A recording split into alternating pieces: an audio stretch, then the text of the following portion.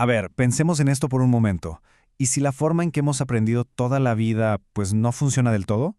Hoy vamos a explorar una idea súper interesante de verdad, que busca cambiarlo todo, la transdisciplinariedad. Vamos a empezar con una pregunta que, seguramente, a más de uno se nos cruzó por la cabeza en la escuela. ¿Por qué estudiamos historia por un lado, matemáticas por otro y biología en una caja completamente diferente? Bueno, pues el filósofo Edgar Morin tiene una respuesta bastante contundente. Él dice que esta separación, esta fragmentación del saber, nos deja con una especie de inteligencia ciega, que simplemente es incapaz de conectar los puntos y ver el panorama completo. Y aquí está el meollo del asunto. Vamos a entrarle de lleno a este problema, la fragmentación de cómo aprendemos y cómo vemos el mundo. Y aquí Morin nos pone sobre la mesa una idea que es reveladora. Nos habla de dos tipos de cabezas. Por un lado, está la cabeza bien llena, que es como un disco duro, acumulando y acumulando datos hechos aislados. Pero por otro, está la cabeza bien puesta. Esta no se trata de memorizar, sino de saber organizar, de contextualizar, de ver el rompecabezas completo.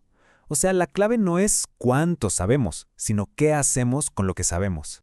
Ok, si el problema es que todo está en pedacitos, ¿cuál es la solución? Pues se llama pensamiento complejo. Y es justo eso, empezar a tejer. El pensamiento complejo es una invitación a ver esas conexiones, esos hilos que unen todo. De hecho, la palabra viene del latín complejus, que significa literalmente lo que está tejido en conjunto. Es cambiar el chip para entender que nada existe de forma aislada. Y este modo de pensar se apoya en tres principios que son una locura. Nos dice que dos ideas contrarias pueden, de hecho, colaborar, que la causa y el efecto no son una simple línea recta, y, quizá lo más profundo, que en cada pequeña parte de algo está contenido el todo. Muy bien, ¿y cómo llevamos todo esto a la práctica? Por ejemplo, a un salón de clases. Para entenderlo, hay que ver que hay niveles, como si fuera un videojuego. El primer nivel, el más básico, es la multidisciplinariedad. La analogía de la ensalada es perfecta. Tienes lechuga, jitomate, pepino, todos están en el mismo plato, son parte del mismo tema, pero la lechuga sigue siendo lechuga y el jitomate, jitomate. No se mezclan, solo comparten el espacio.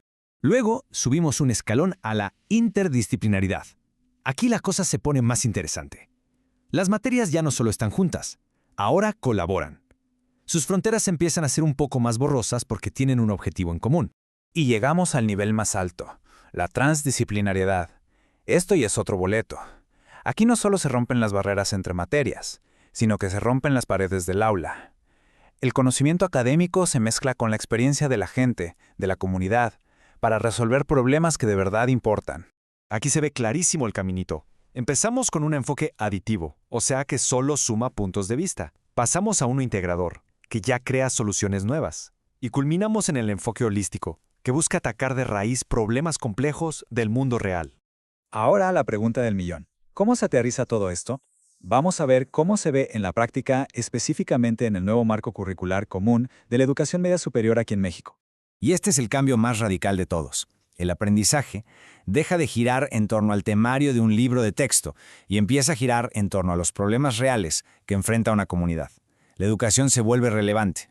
Aquí es donde la teoría se convierte en acción, donde las y los estudiantes dejan de ser solo receptores de información y se convierten en verdaderos agentes de cambio en su entorno. Vámonos con un ejemplo concreto. Imaginen una comunidad donde las historias de los abuelos, la memoria colectiva, se está perdiendo, se está borrando con el tiempo. Un problema real. Entonces, en lugar de hacer una tarea de historia, un ensayo de inglés y un proyecto de computación, ¡boom!, todo se junta. Los chavos se convirtieron en historiadores, en traductores y hasta en desarrolladores digitales. ¿Y el resultado? Algo tangible, algo útil. Un mapa que no solo rescata la memoria de su comunidad, sino que la comparte con el mundo. Materias que parecían no tener nada que ver, creando algo con un valor incalculable. Va otro ejemplo, para que veamos cómo funciona. Un parque público, un lugar que debería ser de todos, está abandonado. Es un foco de inseguridad y está rompiendo el tejido social de la colonia. Y otra vez, miren la magia. La clase de ciencias no fue para un examen, fue para analizar el ecosistema del parque. La de humanidades, para debatir sobre sus derechos como ciudadanos. Y la de artes, para plasmar su identidad en un mural. ¡Todo conectado! El proyecto final no fue un 10 en la boleta, fue un parque vivo, rescatado y devuelto a la gente. Y no solo eso, se crearon comités para que la propia comunidad lo cuidara a futuro. Claro, todo esto suena increíble, pero no es nada fácil. Es un desafío enorme.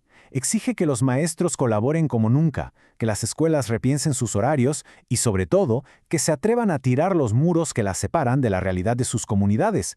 Al final, todo esto nos deja con una pregunta que lo cambia todo, una que redefine el propósito mismo de la educación. ¿Qué pasaría si la escuela dejara de ser un lugar a donde solo se va a aprender y se convirtiera en un lugar a donde se va a resolver?